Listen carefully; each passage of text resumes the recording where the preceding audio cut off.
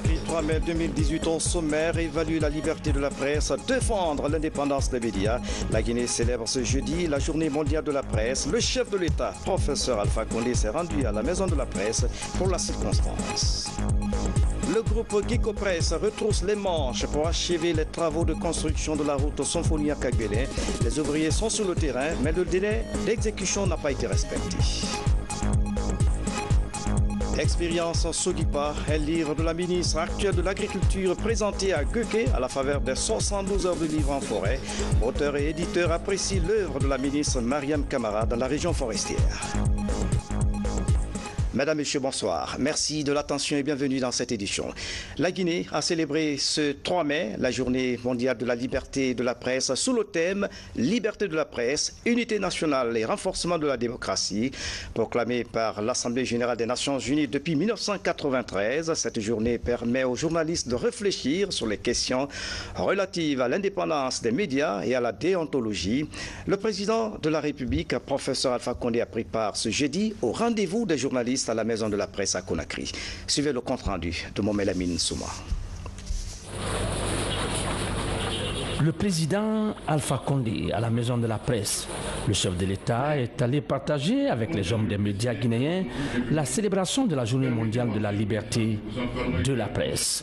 Professeur Alpha Condé prouve ainsi son attachement à la profession de journalisme et la liberté de la presse. La liberté de la presse est l'un des maillons essentiels de la démocratie, d'où le thème choisi par l'UNESCO, médias, justice et état de droit, les contrepoids du pouvoir.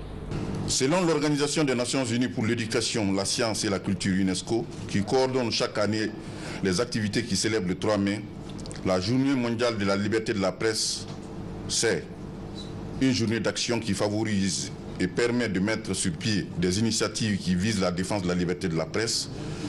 C'est une journée d'évaluation afin de dresser le portrait de la liberté de la presse à travers le monde. C'est une journée de rappel qui permet de rappeler aux États le respect des engagements qu'ils ont pris envers la liberté de la presse.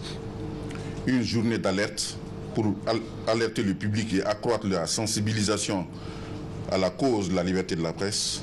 Une journée de réflexion pour stimuler le débat parmi les professionnels des médias sur les problèmes qui touchent la liberté de la presse et l'éthique professionnelle.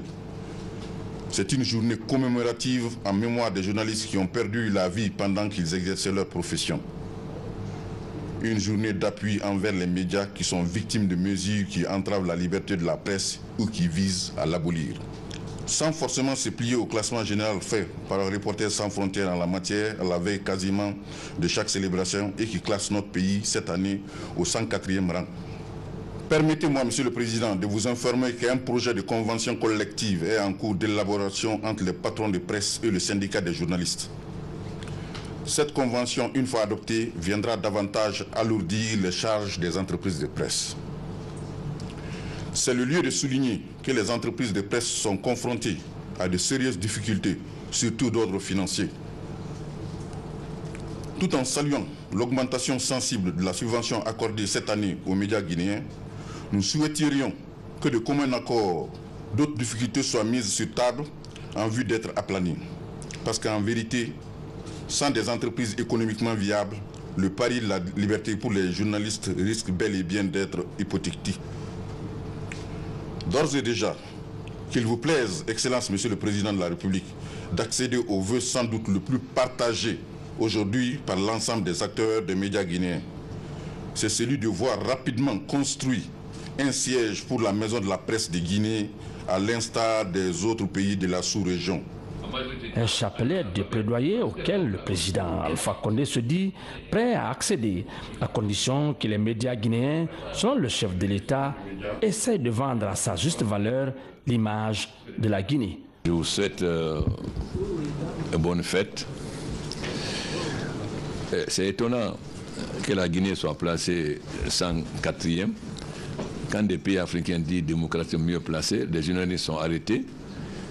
Tout le temps, injure au chef d'État, ils sont arrêtés, emprisonnés, les journaux fermés.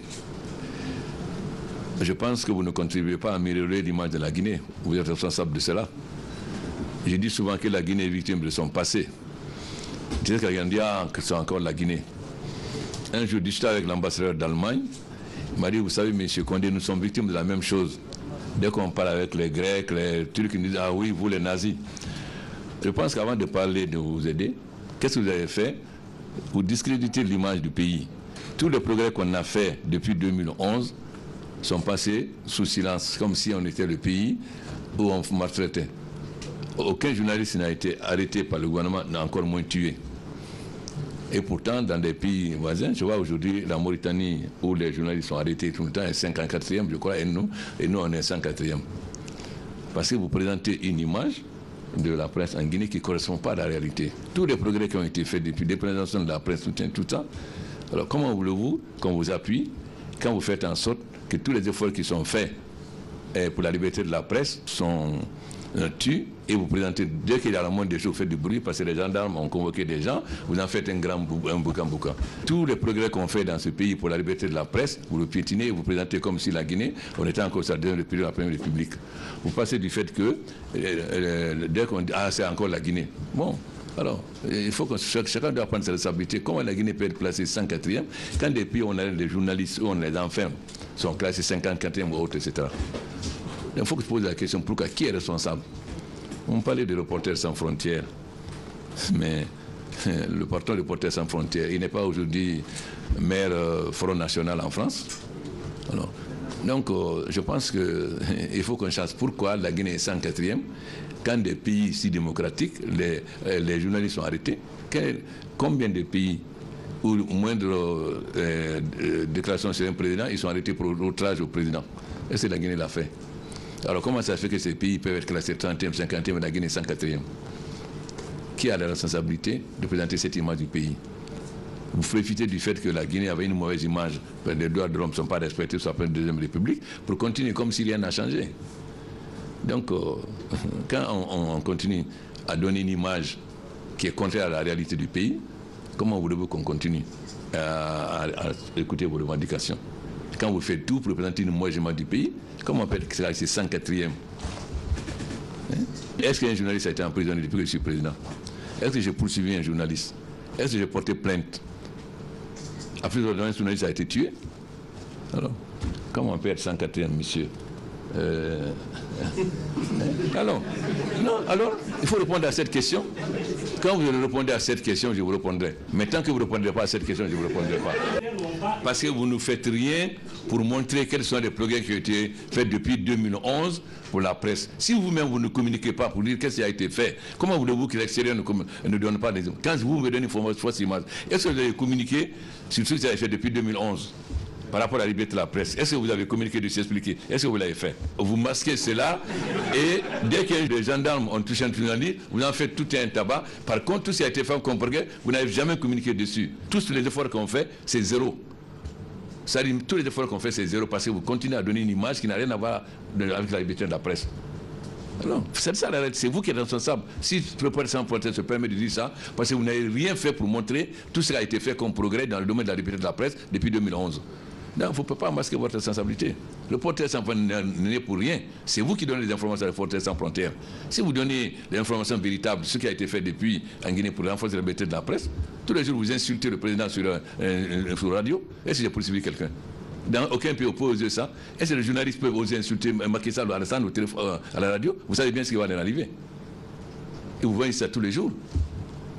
Alors, qui a donné cette image de la Guinée? Qui? Le policier enfin n'est pas à Conakry. Qui a donné cette image de la Guinée?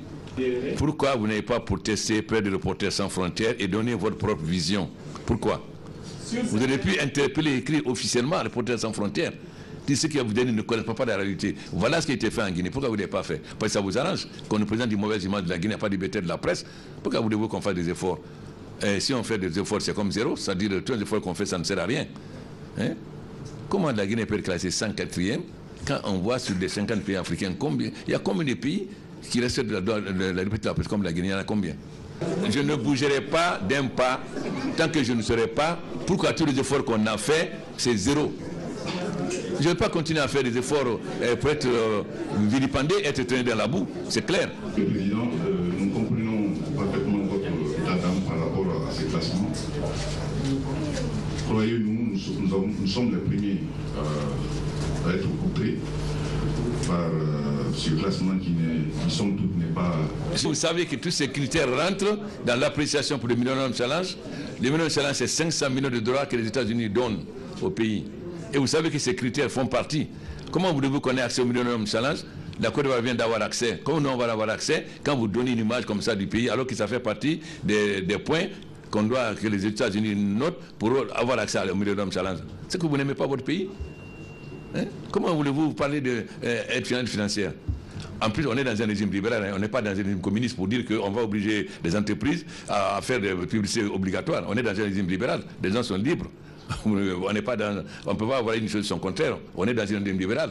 Le gouvernement n'a aucun moyen d'obliger les entreprises à faire la publicité chez vous, à moins que vous reveniez dans un régime communiste.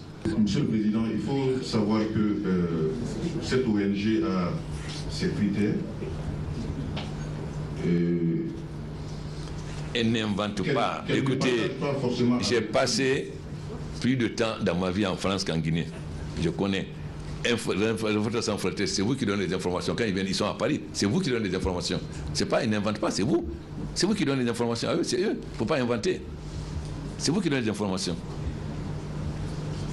C'est vrai que cette année, il y a eu quelques incidents qui n'ont pas forcément plaidé que l'ONG a apprécié à sa façon. Ce n'est pas arrivé tout le temps.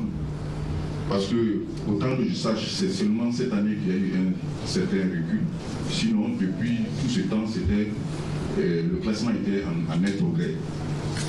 Mais il est vrai qu'il y a eu des informations qui ont été... Il y a eu des malentendus parfois entre la presse guinéenne cette année avec les autorités. Ces malentendus nous ont valu ce classement-là.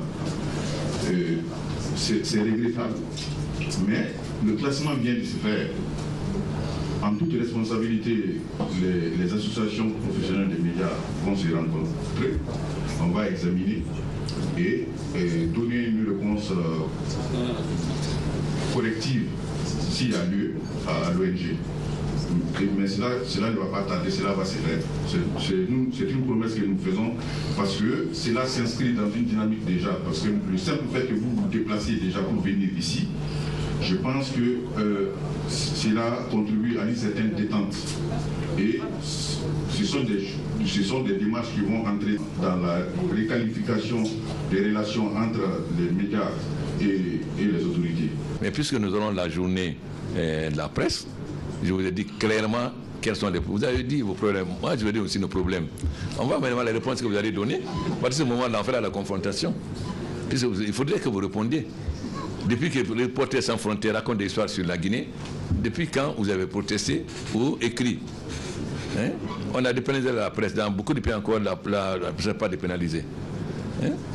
Et tout ce qu'on a fait, c'est comme si on n'a rien fait. C'est comme exactement, c'est-à-dire vous profitez du fait que la Guinée, du fait de son passé, a une mauvaise image.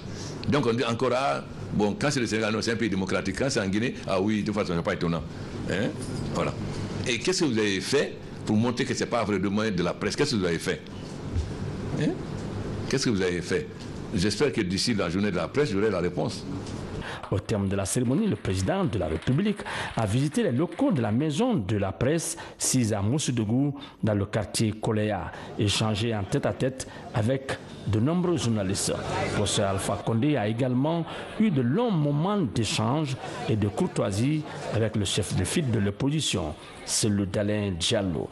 La célébration de la Journée mondiale de la liberté de la presse a été décrétée en 1993 par l'Organisation des Nations Unies. Au sortir de la salle, le président de la République, professeur Alpha Condé, a été ovationné par une foule immense. Les populations sont sorties massivement et spontanément pour lui rendre hommage. Suivez ces images sans commentaire.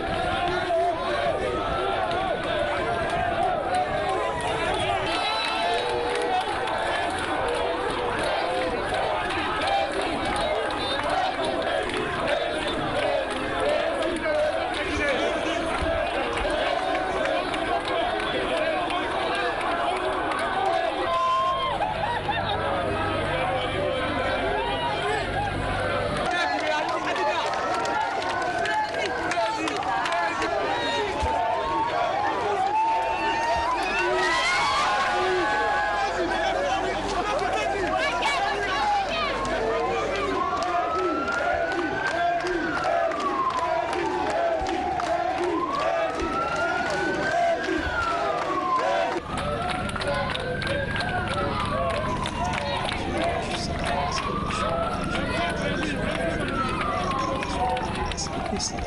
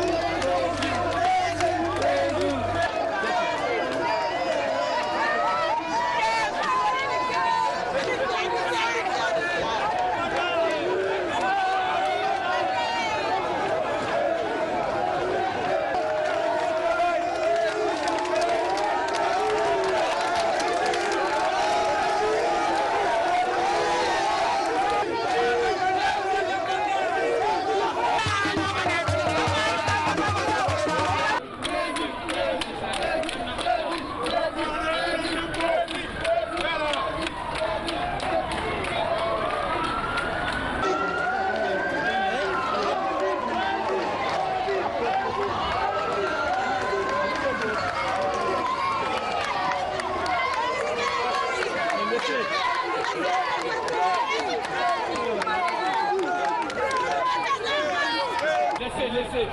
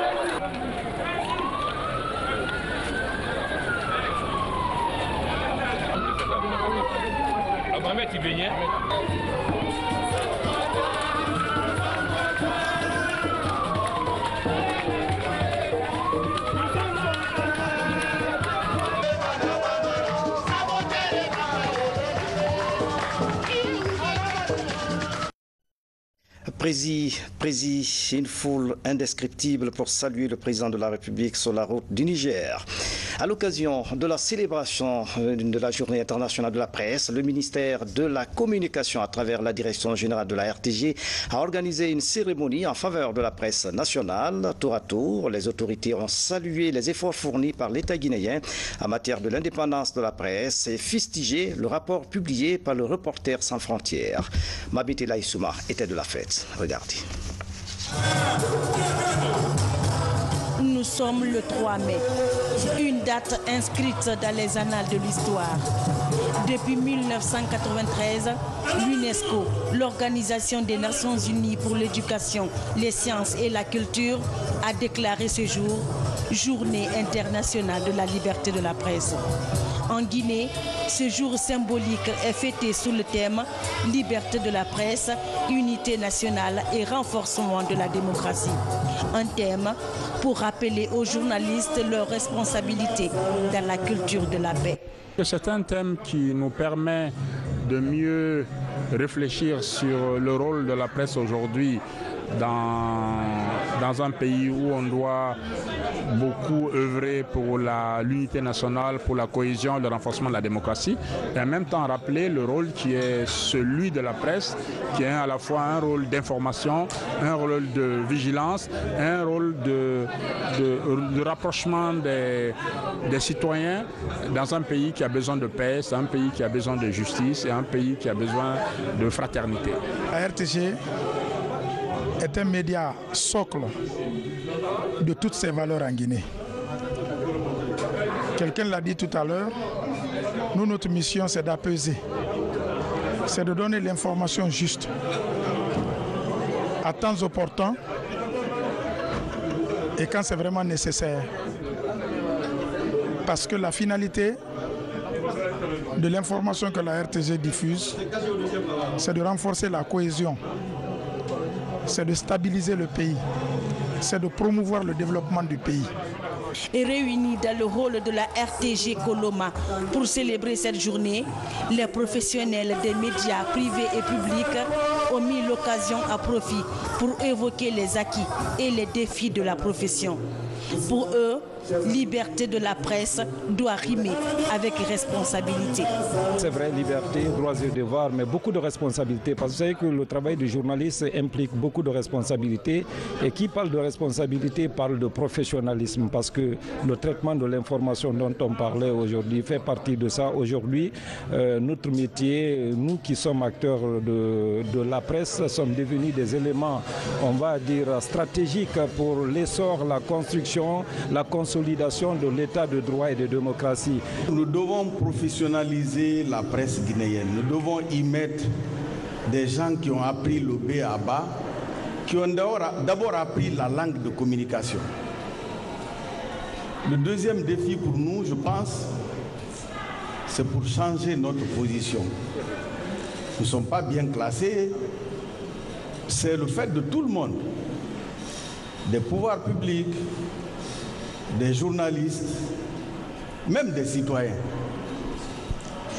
Donc nous devons réfléchir pour que l'année prochaine, nous soyons mieux classés. Les femmes journalistes ne sont pas restées à marge de cette célébration. Pour les Amazones du micro, la date du 3 mai doit être une journée de réflexion et de remise en cause pour toutes les femmes de la corporation. Ce 3 mai n'est pas seulement une fête, c'est une journée de remise en question, surtout pour nous femmes journalistes.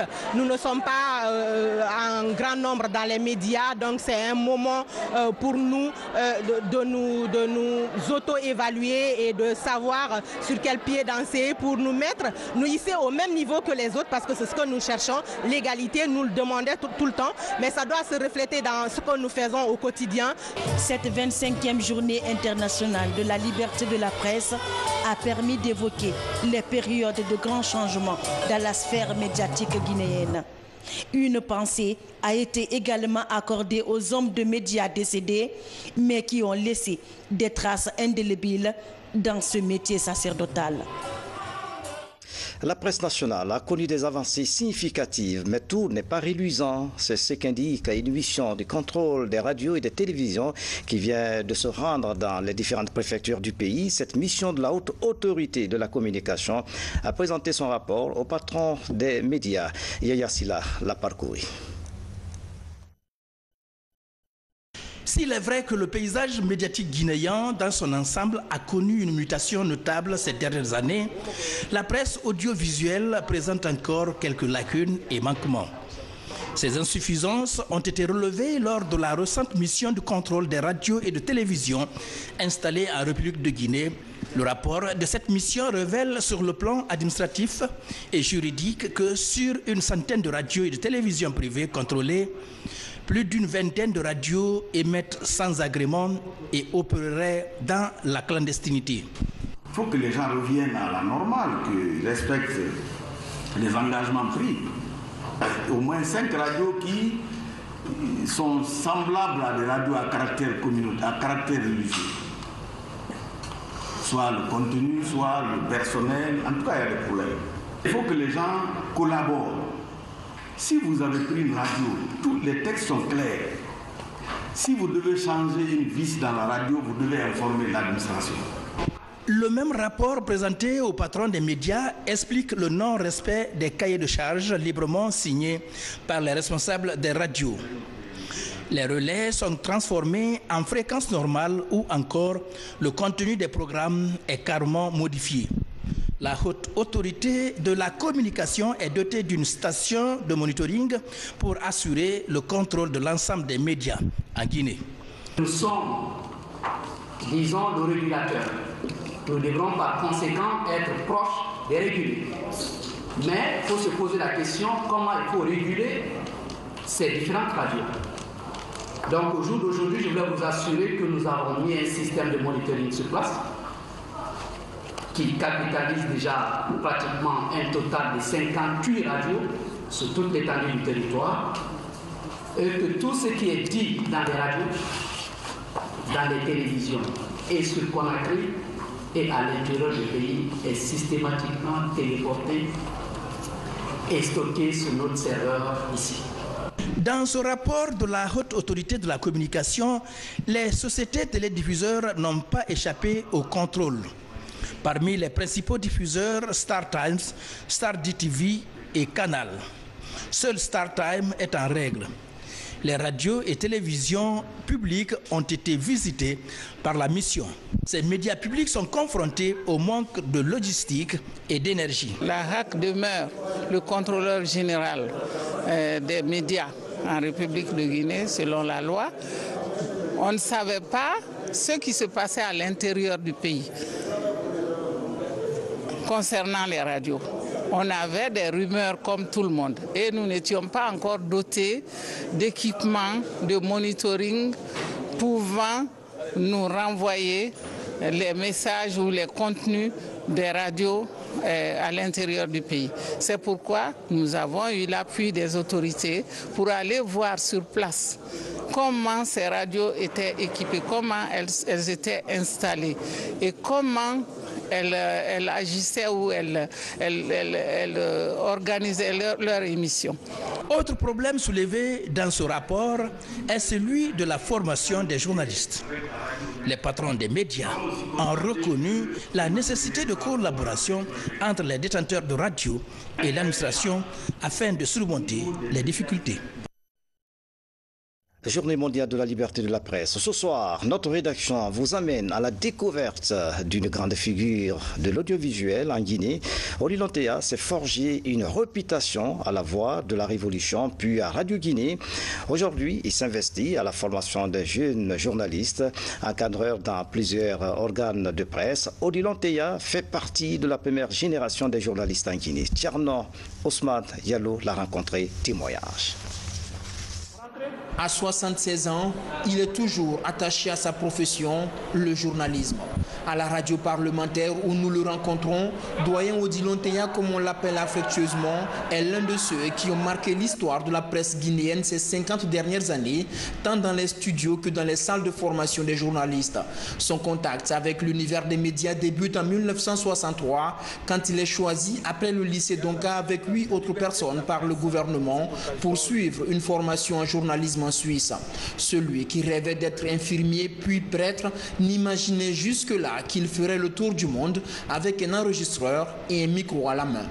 C'est à quoi je ne m'attendais pas. J'ai été surpris de rencontrer ça sur ma route. Parce qu'au fur et à mesure que le temps passait, je me disais, mais tiens, alors j'ai eu de la chance de devenir journaliste. Et le métier s'est ainsi emparé de moi. Et jusqu'à aujourd'hui, je peux dire que j'ai l'âme, même si je suis à la retraite, je peux dire que j'ai encore l'âme journaliste. Après le séjour en Suisse, le natif de Samoé dans Zérékoré reviendra en Guinée pour travailler à la Voix de la Révolution, où il occupera les fonctions de rédacteur en chef, de directeur des programmes et de directeur du studio école. Là, il encadrera plusieurs journalistes. Ma grande joie aujourd'hui, c'est de m'être logé dans le cœur des Guinéens. Beaucoup de gens, quand on me voit, on m'arrête, on me salue, avec beaucoup d'égards. Pour ma petite personne, Même si je veux souvent passer modeste et inaperçu, mais je n'arrive pas à le faire. Je suis constamment appelé Monsieur Odilon, et ça aussi, je crois que ça me donne longue vie quand même. Hein. Ça, je crois. Médaillé d'honneur du travail, doyen Odilon Teya continue de léguer son savoir dans plusieurs universités et à partager son expérience d'un demi-siècle de vie dans le journalisme. Si on te donne le petit doigt, il ne faut pas prendre toute la main. C'est comme ça. Si on est journaliste et qu'on connaît cette chance d'avoir la liberté de s'exprimer, je crois qu'il ne faut pas aller souvent au-delà. Et il ne faut pas en faire, si vous voulez, dire que oui, la liberté, mais moi je m'en fous, je dirai ce que je veux. Non, le journaliste ne doit pas dire ce qu'il veut. Il dit ce qu'il y a. Et parfois même, ça peut ne pas plaire à ceux qui l'écoutent, à ceux que ça touche. Mais si c'est avéré que ce que vous dites est vrai, est établi, est vérifiable, n'hésitez pas à le faire. Mais si quelque part vous avez un seul doute pour dire est-ce que ce que je dis là, est-ce que c'est vraiment ça, alors je crois qu'il vaut mieux s'abstenir. Convaincu du bien fondé de son engagement, ce monument de la presse nationale compte poursuivre la mission qu'il s'est assignée dans la formation des jeunes journalistes. L'autre image de l'actualité nationale, le projet de construction de la route Sonfonia-Kagbelin se poursuit en dépit du non-respect du délai d'exécution lancé en 2014 par la société de construction et de prestation Gicopress pour un délai de 24 mois. Les travaux ne sont toujours pas achevés sur le terrain. Les ouvriers sont à pied d'œuvre pour terminer le chantier avant les grandes pluies. Aboubacar Junior Camara fait le point.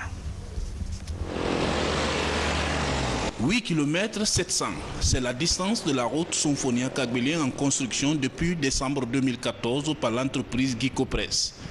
Un des projets de construction des voiries urbaines initiés par le gouvernement du président Alpha Condé. Selon les termes du contrat, l'exécution des travaux de cette route devait se faire en 24 mois pour un coût de 464 milliards de francs guinéens. Mais aujourd'hui, on se demande pourquoi ce retard dans l'exécution des travaux. Il y a plusieurs facteurs qui ont impacté le projet négativement par rapport à ce délai. On a d'abord la libération de l'emprise qui a été vraiment un problème. On avait le couloir qui était là, mais des gens, des occupants étaient là. On a eu des difficultés avec l'administration pour libérer l'emprise de la route. La présence de la SEG sur une grande zone. Là, les conduites de la SEC se trouvent dans l'emprise nette de la route. Donc on était obligé de déplacer ces conduites. Ça nous a pris presque une année de discussion pour savoir qui va lever, comment on va lever. Les travaux de construction de cette route sont préfinancés par l'entrepreneur Gicopress. Toute chose qui réjouit le maître d'ouvrage, même s'il déplore le retard des travaux. L'entreprise travaille dans ces conditions jusqu'à maintenant. Je pense que le retard est dû à beaucoup de facteurs qu'on ne peut pas tout déballer ici. Dans la poursuite des travaux, Gicopress compte couvrir les transversales numéro 7 jusqu'à 10 en béton bitumineux. Un travail prévu d'ici la tombée de grandes pluies. Et puis protéger les enfants contre les dangers de la soude caustique, une problématique sanitaire au cœur des préoccupations de la Fondation Terre des Hommes. L'ONG fait un plaidoyer auprès des décideurs pour une prise de conscience collective à Bibcham dans nos prochaines éditions d'information. En déplacement, le chef d'état-major général des armées s'est rendu ce matin dans les structures sanitaires militaires. Le général Namori Traoré a successivement visité le centre de traitement épidémiologique du bataillon spécial de Conakry, l'hôpital sino-guinéen, l'hôpital du bataillon infanterie du camp Kamayenne, entre autres. Objectif, remonter le moral des compagnons d'armes malades. Voici le reportage du commandant Mohamed Kassi, correspondant de la presse militaire. Contribuer à l'amélioration des conditions sanitaires de ses compagnons d'armes malades alités dans les structures hospitalières, c'est l'une des préoccupations majeures du chef d'état-major général des armées. Dans ce élan de solidarité, le général de corps d'armée Namori Traoré vient au chevet de ses frères d'armes immobilisés par la maladie. En fait, qu'il a pensé venir me rendre visite. Vraiment, ça fait beaucoup de choses. Parce que mon esprit est tranquille. Parce que celui qui est notre père aujourd'hui, celui qui est notre maman aujourd'hui. On est là, si on ne le voit pas, en tant qu'un chef, on va penser vraiment le chef est là il ne nous rend pas visite. Bon, vraiment, ça ne nous donne pas le courage, quoi. Ça rehausse le moral.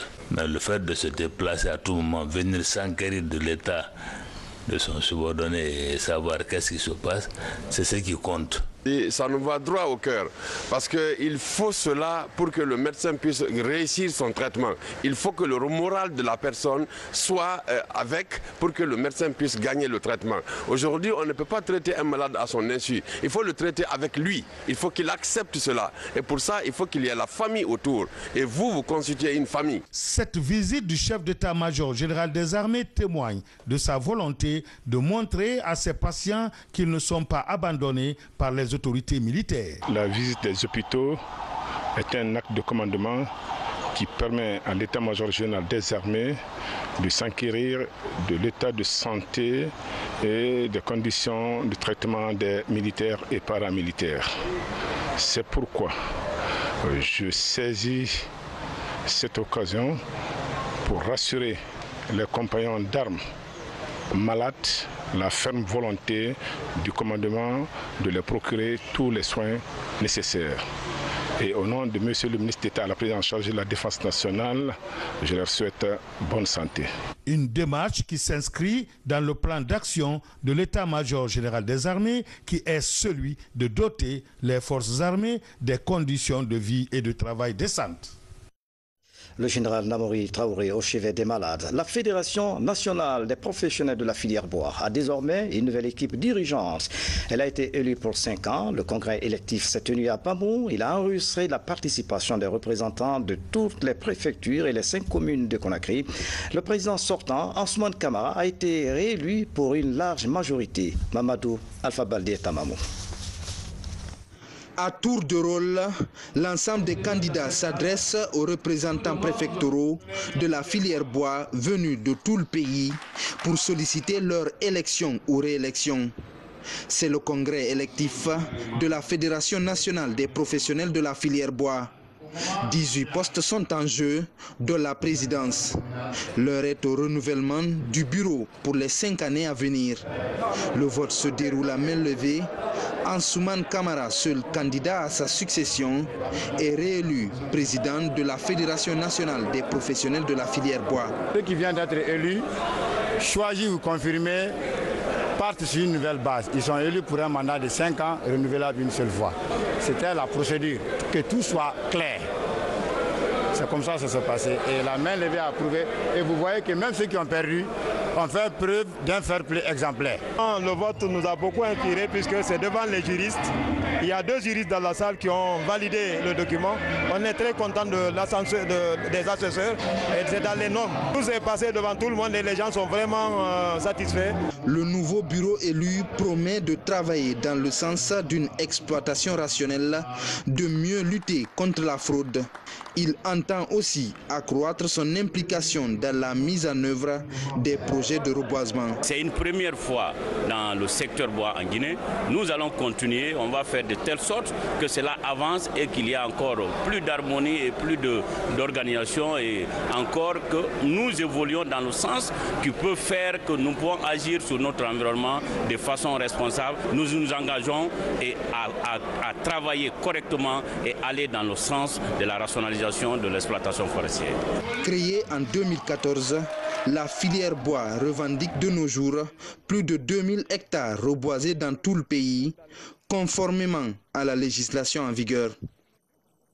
Aider les jeunes étudiants à mieux s'orienter dans les filières professionnelles. La question préoccupe le Centre des jeunes dirigeants d'entreprise, CJD. Ces dirigeants d'entreprise sillonnent les instituts d'enseignement supérieur pour échanger avec les étudiants en situation de classe, l'étape de l'université Amadou Dieng dans nos prochaines éditions d'information. Et puis la sous-préfecture de Goké dans la préfecture de Jomou a été la dernière étape d'une aventure littéraire au compte des 72 heures de livres en forêt. L'événement a été aussi une occasion pour les auteurs et éditeurs de visiter les plantations de palmiers à huile et d'EVA de la Sogipa. Et puis, Expérience Sogipa, un livre de la ministre actuelle de l'Agriculture, a été présenté pour conforter la littérature pour l'agriculture. Nos envoyés spéciaux, Adama Traoré, Elsa Yamokaba. La sous-préfecture de Guéké, dans la ferveur de 72 heures de livres, à 1063 km de Conakry, un voyage littéraire sous l'ombre des plantations de palmiers à huile et d'EVA, grand symbole qui inspire éminents auteurs guinéens et étrangers. L'agriculture, l'avenir de la Guinée est le thème de cette immersion au compte de la 10e édition des 72 heures du livre. Nous avons dit au lancement des 72 heures, 10e édition, que l'agriculture est véritablement l'avenir de la Guinée. Et c'est ça qu'on voit ici. Le travail de qualité qui est mené par toute l'équipe de Sogipa est extraordinaire. Nous invitons les jeunes Guinéens à venir, à faire un retour à la terre. La terre nourrit, la terre fait prospérer, la terre fait épanouir. Ça me fait vraiment plaisir d'assister comme ça à un modèle qui va donner des résultats, qui donne déjà des résultats pour la Guinée et pour les pays frontaliers. Donc c'est vraiment un modèle à promouvoir, à soutenir et même à montrer dans le monde. Le choc littérature et agriculture est symbolisé par un ouvrage en bande dessinée intitulé Expérience Sogipa. Le livre permet de découvrir le quotidien et la diversité de cette entreprise. Une prouesse de l'actuel ministre de l'Agriculture, Mariam Kamara, vantée par les auteurs étrangers. L'Harmattan Guinée, adossé à l'Harmattan Paris, l'Harmattan International, ce serait plus juste de dire, qui avons réalisé l'ouvrage sur la Sogipa que vous avez vu en bande dessinée qui a circulé ici. Donc ça montre bien comment le livre et l'agriculture peuvent se marier et se marier pour la formation et la réflexion sur ce qu'il est possible de faire. Dans la salle polyvalente de Guéké, une soirée culturelle est organisée pour marquer la fin d'une aventure littéraire dans la forêt. Une occasion pour les initiateurs de fêter le livre, mais aussi faire découvrir à la nouvelle génération la diversité culturelle du pays dans toute sa dimension. L'agriculture est l'avenir de la Guinée. C'est la fin de cette édition. À tous, merci de nous avoir suivis. Excellente soirée. Où que vous soyez dans le monde. À bientôt.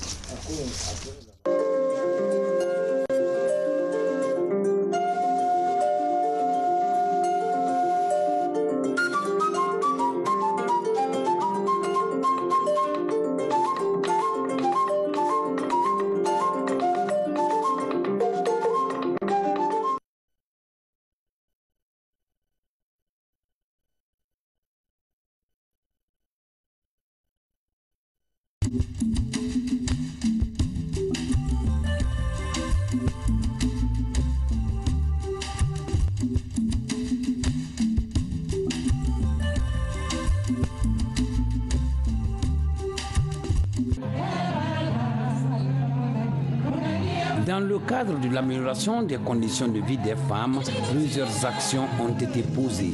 Celles du marché Avaria viennent de bénéficier de leur banque de proximité appelée Mutuelle financière des femmes africaines MUFA. Et compte tenu du rôle et de la place de cette banque dans les